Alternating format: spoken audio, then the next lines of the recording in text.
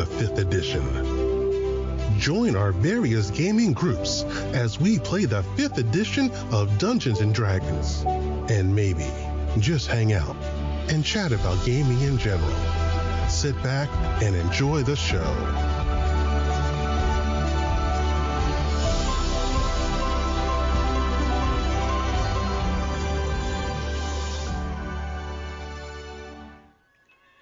Hi, this is Kelly, aka Trixie from Ragnarok and Roll, assigned to Ragnarok Story, and Tilda Wimblewick from D&D Journey of the 5th Edition. First off, I would just like to say thank you to everyone for listening to our varied adventures, as well as for rating us on iTunes and RPGpodcast.com. If you haven't rated us yet, we would greatly appreciate it if you could.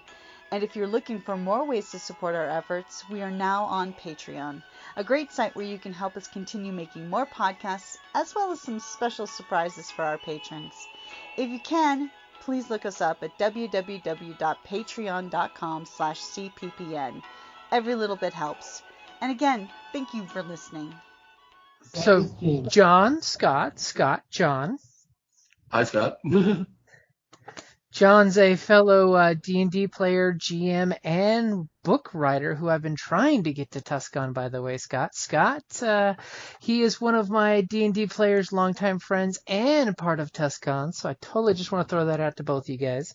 So, John, Scott, John, this is your first time doing RPGaDay. So, I've shared you the picture. So this is 2022. RPGaDay is a dealio that's been going on for now 9 years, of basically a way of sharing the good vibes and the good feels that we have for tabletop role-playing games, which I know both of you guys have got because you both like tabletop RPG games.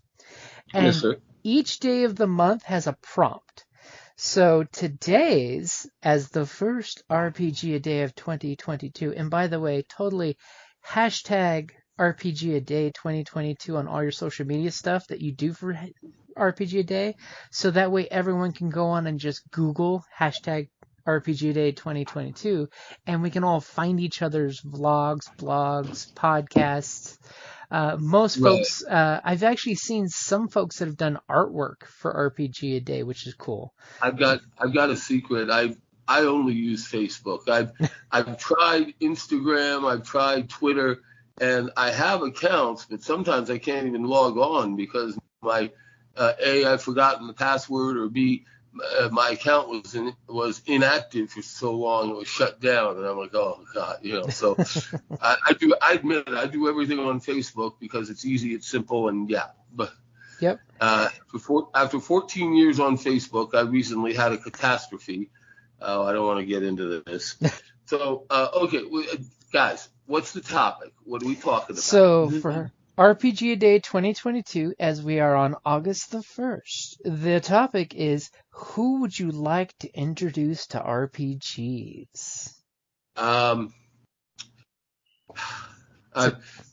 Forgive me, I'll say it. How about pretty 20-year-old ladies? Hey, there's a lot of them playing. There's a lot of them playing. I mean, Scott knows a lot of my gaming groups in person, and I've got a lot of the ladies gaming in my groups because, Finally, for decades it was a men only game, and if one gal, especially a pretty gal, suddenly joined, you had guys fighting over that pretty gal, over her character or over her or whatever the issue was. Finally, only in the last 10 years have women begun to start playing D&D. Now, my books, prod, promo, my books are very powerful. What's female... the name of them? Doesn't count as a promo unless you say the name of the book. This is true, because Scott doesn't know your work yet. Okay, Scott. First off, my books have very strong female characters. In fact, many times I'm told my female characters actually steal the show. James can verify that. Now, my book, okay, first off, my last name is spelled R-I-E-D. Everybody misspells it. So if you go on Amazon and go to the books department, and type in my full name, John Paul, and Paul, the usual spellings, Ried, R-I-E-D, you'll come up with my books. My books, the Medford Family Chronicles, they're 4 volumes, Reckless Ambitions, Capricious Deities. The third book is Pivotal Ruckus. The 4th book is Academic Mayhem. My 5th book, which is a new series, Palomar Legends and Heroes, Unexpected Entanglements. Now, each book is very different, and I'm very proud of the fact that anyone could read any of my books and still get a good story out of it, and not necessarily miss much if they didn't read the previous books. But anyway, Scott, you can find me on Amazon. Sounds great. So, as far as who I think who I would like to introduce to D&D, I would say librarians. Although a lot of librarians already know about it, a lot of them don't. And if librarians knew more about D&D, they'd probably let groups where they have problems meeting in their homes meet in the library rooms. And that would be a great thing for everybody. That would be awesome. Now, I don't know about other places, but I've tried Phoenix libraries. They don't like D&D because it never fails. One bonehead shows up drunk, or there's one rowdy disagreement, or players in even one of the meeting rooms get a little too loud and somebody complains. Then they say, nope, we don't want any more D&D games in here. Or the meeting rooms in the libraries, at least in Phoenix, cost money.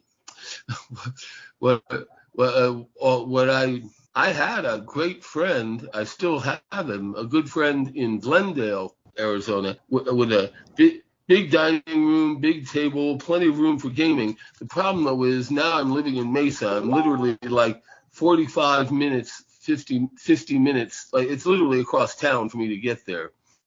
And factor in travel time and then setup time, and then 5 or 6 hours at least of playing. I can only do it on days off, and it just wears me out. So someday I will get a bigger apartment where I will be able to get a nice big table and then finally run games. These are the obstacles I've been encountering here in Phoenix and Mesa. I mean, on the plus side, for Scott's point of librarians, I will totally point out that Kelly's mom, Sandy, and Kelly's sister, Carrie, both worked for the U of A library, and both are gamers, and both are awesome gamers. And I love the idea of reserving the library rooms, because way back in the 90s, back when I was a young whippersnapper, I used to actually try to get rooms here in Tucson for the library. And when you could get them, because usually our library system, the rooms were booked up super, super far out, because everybody and their brother, because they were free rooms. All you got to do is get to the website, get a library card, and sign up for it. And you can try to reserve a room. Which, right. And I'm glad you guys had connections. I'm glad you guys knew people who could control that. Yeah. Oh no! Back in the 90s, that was way before I ever met Kelly, her mom, and her sister. So that was just me hitting up the library system's website for the free reservations, which you had to do like 6 weeks in advance at the very bare minimum for a room. But we got really lucky. Whenever we reserved rooms, you get a nice private. You get the privacy for a good group. But usually, most of the rooms we have here in Tucson are big presentation-sized rooms, like you'd see at a convention type of deal. So it's one of those of you feel bad unless you get like 3 groups going, which back in the 90s when I really was doing the hardcore D&D stuff. Mostly it was actually Palladium and Vampire that I was doing back then. Talk about getting weird looks when you go as an RPG group. Why is everyone in black and trench coats in the middle of the summer? Don't ask questions you won't understand. Yeah.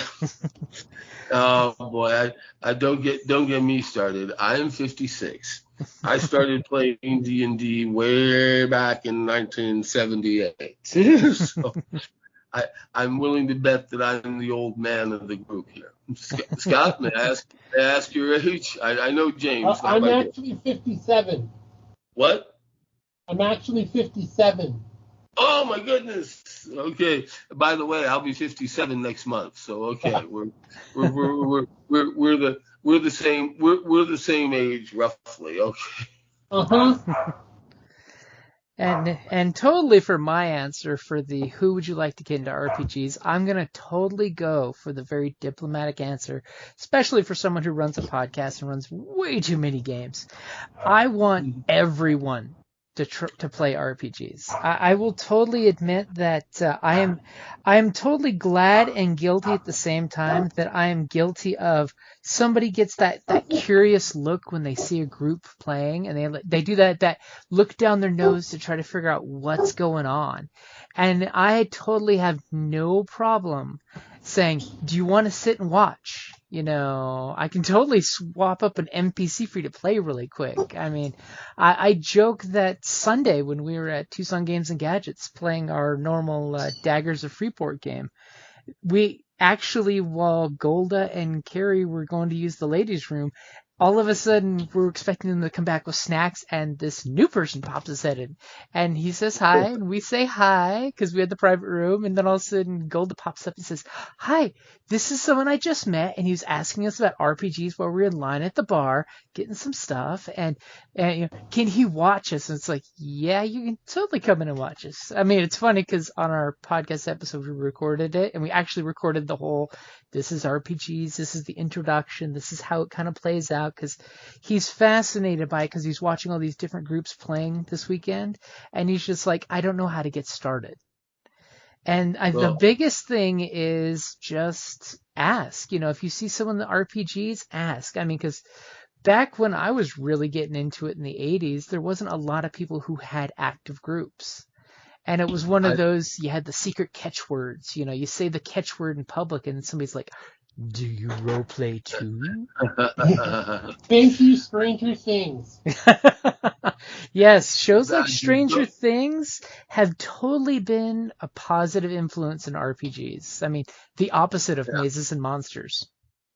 Yes, and one day Tom Hanks will be held accountable, and he will do a movie supporting Dungeons and Dragons somehow. He has to atone for his sins, and that's but anyway, I agree with you in principle, James, that anyone interested you should talk to. I do that when I'm selling my books, but the only thing I'm worried about is, are you sure that guy wasn't interested in the girls, and he just wanted to try to, see if he could score with the girls, and okay, I'll pretend like I'm interested, and Oh no, he was definitely a nice young man and definitely interested in the actual game mechanics and things.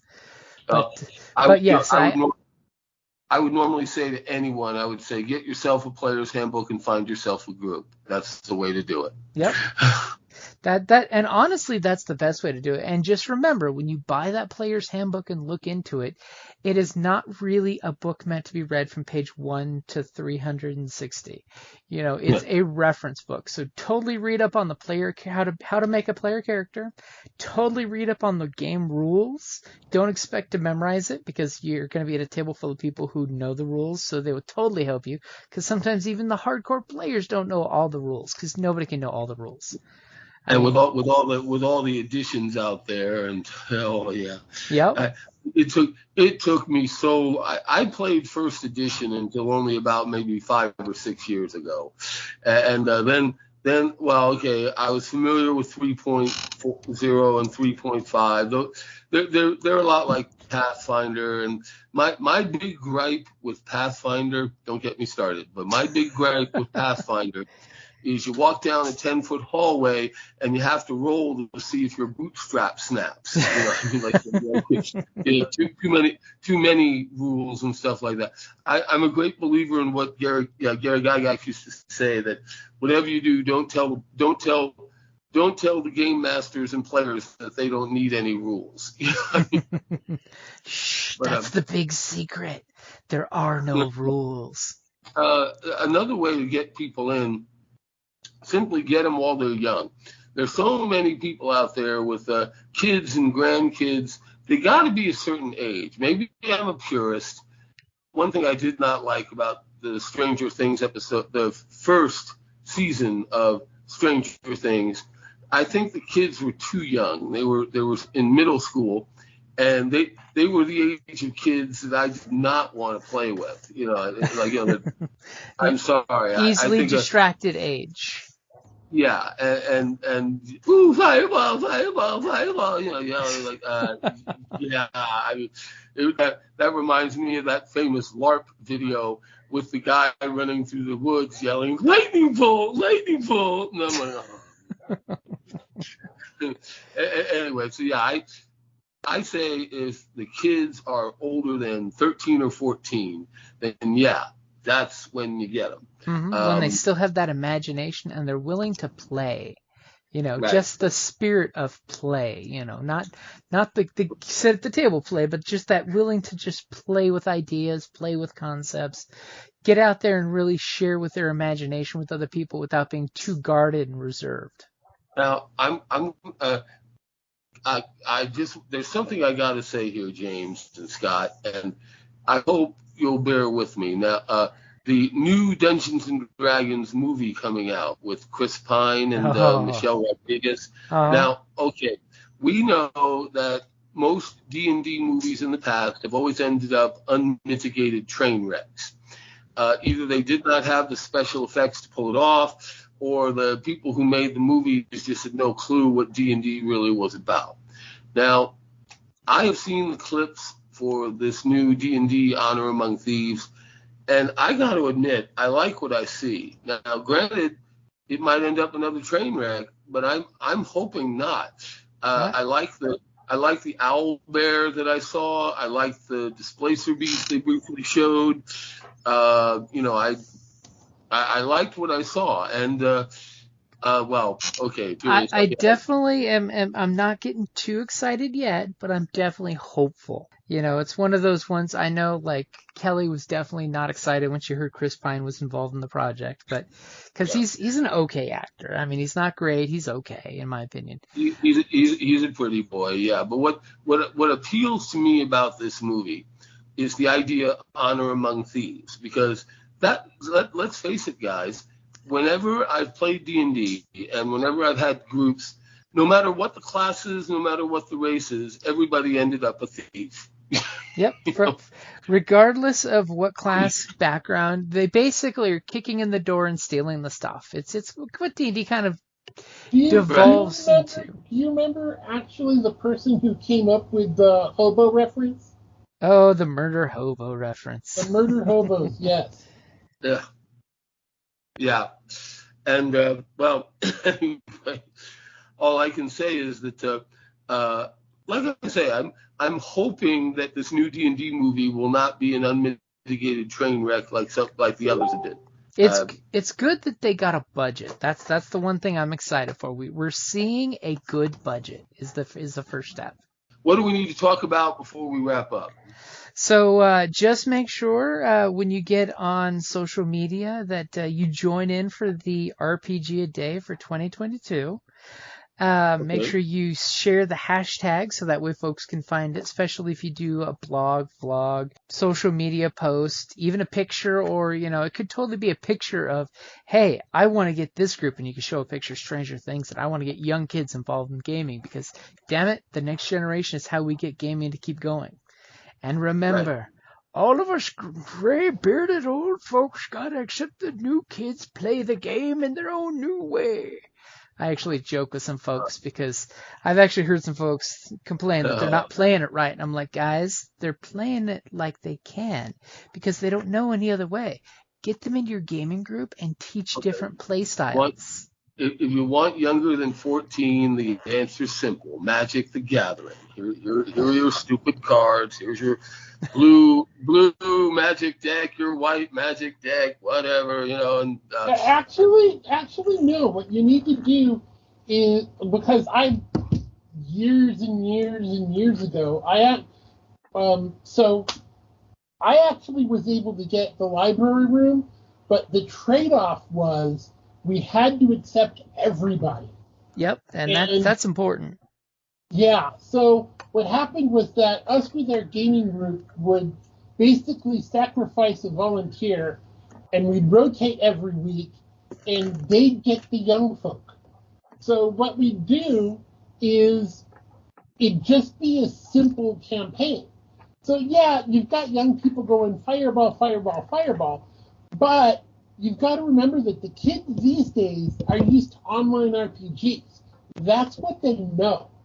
So one of the things back then, before the RPG online even came out, one of the things we do that was really important is that we, out of the 3 hours or so of time we had at the library, we made sure that we spent the first 30 minutes actually talking about character and what type of character they wanted and what they, and what they were like. Mm-hmm. Well, and this is why I desperately need James's help and probably your help, Scott, because I have from the moment it started, I have disliked online gaming. The whole point of D&D for me was to get your friends together. Yes, I know we're all going to infect each other with COVID, and we're all going to die from monkeypox and the super germs that's going to kill us. But I admit I'm not.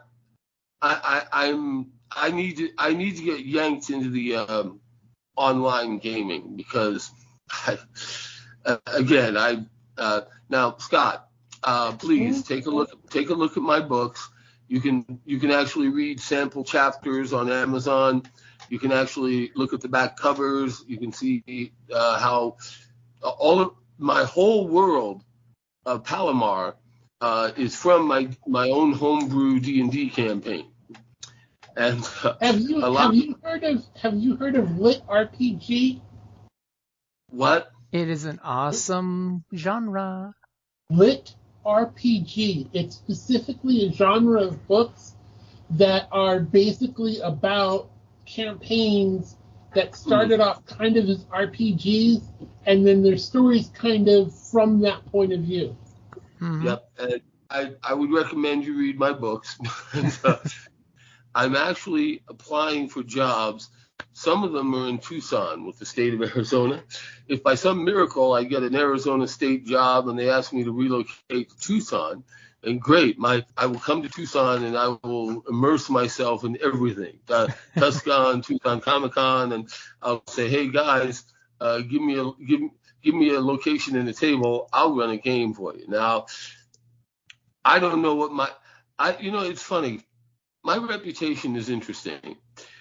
I had players stick with me for like 2 or 3 years. The only reason why they left was they all got so powerful that they wanted private sessions. Like, oh, can you run my character with his own adventure for like 4 hours? And I'm like, oh. Mm-hmm. Still there? And well, anyway, I'm just saying that I'm told whenever I start up I'm very fortunate. Whenever I start up a new game, I usually have like 7 or 8 players, and that's as large as I go. Are you still there, Scott? Yeah, you were kind of breaking up there for a second, John. Oh, I'm sorry, I talk too much. Anyway, it's okay. What didn't you get? I was talking how I've been very fortunate that whenever I've started up a game, I have 7 or 8 players all ready to jump in. So we got most of it. It's just that you were kind of choppy there for a second. I totally think it's the internet god saying it's probably getting close to a good place to wrap up. Okay. Yeah. And my computer does not like Skype. It loves Zoom, but it doesn't like Skype. I don't know why. Well, hey, Scott, delighted to meet you. Please take a look at my books online. James can tell you a lot about me. James and I have worked together for several years now. And James, can't wait to see you. I will get down to Tucson and Tucson Comic-Con, maybe not in 2022, but let's talk 2023. And I'd love to have fun with you guys in Tucson. Yeah, definitely. We're going to have to talk about it because, alrighty, guys, I definitely want to say thank you for jumping on, doing the first day of RPGaDay 2022. And I'm definitely hoping to see some posts on the Palomar site too for RPGaDay2022. Wink, wink, nudge, nudge. Yes. And I will go on Facebook and see what I can come up with. Absolutely. Anyway, guys, joy and peace. Thank you for inviting me. All of this sounds awesome. Scott, do you have anything to add? No. Okay. James, great to chat with you. God bless, and keep playing. Yep, and more importantly, introduce your friends and family to gaming. That's the big takeaway for today. For hashtag RPGaDay2022. Hashtag RPGaDay2022. Got it. All right, have a good night, guys, and thank you for listening. Thank you for listening to D&D Journey of the 5th Edition, a member of the Creative Play and Podcast Network. Please follow us on Patreon at patreon.com/CPPN to never miss a show or stream.